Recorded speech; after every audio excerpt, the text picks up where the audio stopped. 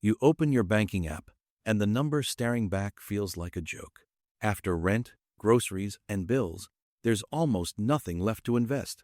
And every finance video you watch talks about investing $500 a month, like it's nothing. But you're sitting there thinking, I don't even have $50 left. Here's what nobody tells you about that feeling. It's not a money problem. It's a system problem. And once you see the system, the math changes completely. This video is for everyone who thought investing was only for people who already had money. Most people believe investing requires a large chunk of money sitting around. That belief alone keeps millions of people out of the wealth-building game entirely. You tell yourself, I'll start investing when I earn more. But more never comes, because the expenses grow with the income. This is called lifestyle creep, and it's silently eating your future. Every raise you get gets absorbed by a slightly better life. And 5 years pass, and you're still saying the same thing, not yet. Here's the brutal truth. Waiting is the most expensive decision you'll ever make. Not investing $100 today doesn't save you $100, it costs you thousands later. The system isn't waiting for you to feel ready. But here's the thing, investing with a low salary isn't just possible. It's actually where the most powerful financial habits are built. The people who learn to invest with $20 become dangerous when they earn $2,000. Constraint forces discipline, and discipline builds the identity of an investor. Most high earners who never learn this blow every raise within 90 days. The skill isn't finding money to invest, it's deciding to invest before you feel ready. And that decision can start with an amount smaller than your last takeout order. There is a number that changes everything, and most people never cross it. That number is your first $1,000 invested. Not because $1,000 is a lot, it's not, but because of what it does to your brain. Once you have $1,000 working for you, money stops feeling like something that only leaves. It starts feeling like something that can grow without you doing anything extra. That psychological shift is worth more than the $1,000 itself. Now, here's the crazy part. You don't need a big salary to cross that threshold. You need a system. And the system starts with one rule. The rule is called pay yourself first. And it sounds simple, but almost nobody does it. Most people pay bills, spend, and invest whatever's left over. But whatever's left over is almost always zero. The investor mindset flips that order completely. You set aside your investment amount the moment your paycheck hits before anything else. Even if that amount is $10, even if it's $25, the order matters more than the amount. Think about this. $25 a week is $1,300 a year. $1,300 invested in a broad index fund, earning 10% annually, becomes $2,100 in 5 years. In 10 years, that same habit turns into over $22,000 from just $25 a week. You didn't need a higher salary. You needed the system to start first. This is where the math stops being math and starts being momentum. Momentum is the most underrated force in personal finance. Your first $1,000 grows slower than your second. Your second grows faster than your third. By the time you reach $10,000, compounding is doing work you never have to do manually. And here's the thing people don't see coming. Your income will rise eventually. When it does, the investor who started with $25 already has the habit locked in. They scale from $25 to $100 to $300 without thinking twice. The person who waited is still waiting because now the bills are bigger too. The threshold isn't just $1,000 in your portfolio. It's the moment your investor identity becomes stronger than your spender identity. Here's why most low-income earners never start, even when they technically could. The brain runs a survival program when money feels scarce. In survival mode, every dollar feels too important to lock away. Investing feels like losing access to money you might desperately need tomorrow. That feeling is real. It's not laziness, it's biology. But here's what breaks that pattern. A small emergency fund changes everything. Before you invest a single dollar, build a $500 cash buffer in a separate account. Not $5,000. Not 3 months of expenses.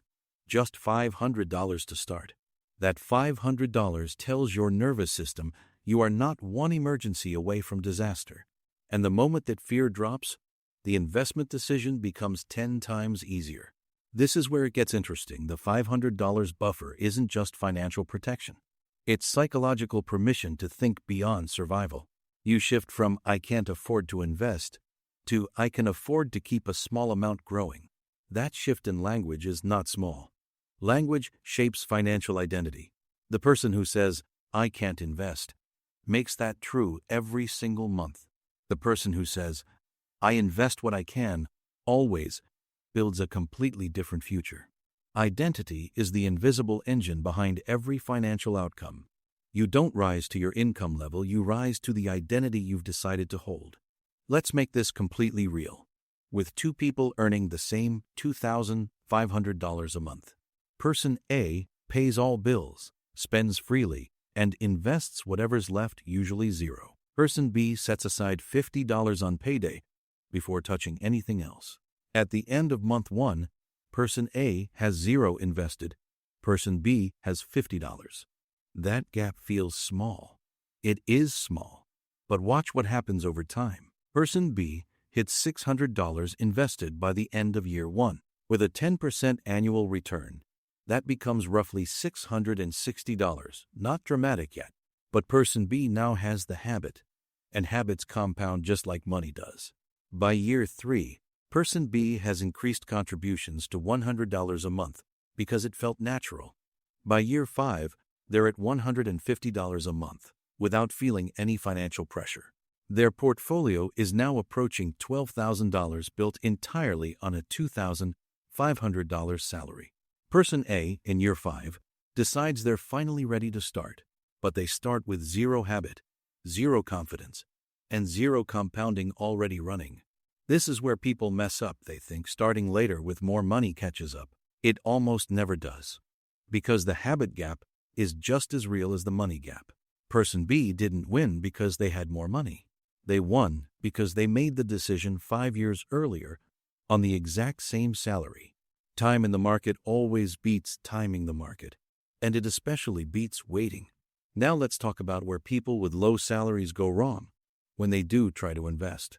The first trap is chasing high returns to compensate for small amounts. You put $50 into a speculative stock or crypto, hoping it turns into $5,000 fast. That's not investing, that's gambling with the frustration of being behind. The second trap is inconsistency, investing 3 months, stopping, then starting again later. Inconsistency destroys compounding. Compounding needs time, not just money. The third trap is waiting for the right investment before starting. A low-cost index fund is not exciting, but it is quietly one of the most powerful tools available. You don't need to pick stocks. You don't need to understand complex strategies. You need to automate a small amount into a diversified fund and leave it alone.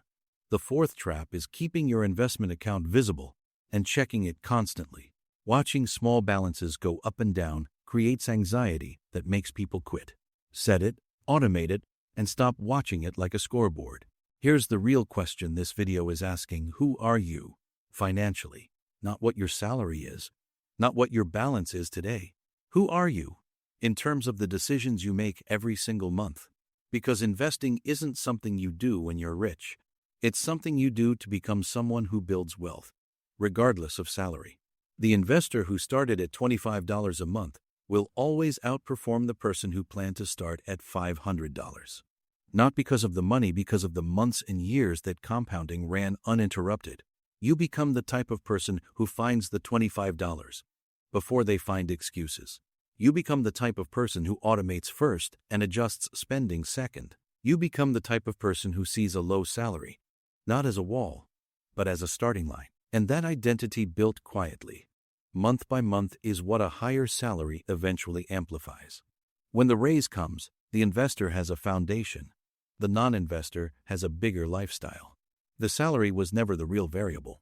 The decision was: start with what you have, automate what you can, increase it when you're able, cross the $1,000 threshold, and feel the psychological shift happen in real time. The system doesn't care how much you start with. It cares that you start. Every single month you wait is a month compounding doesn't run for you. The best time to invest was yesterday. The second best time is the moment this video ends.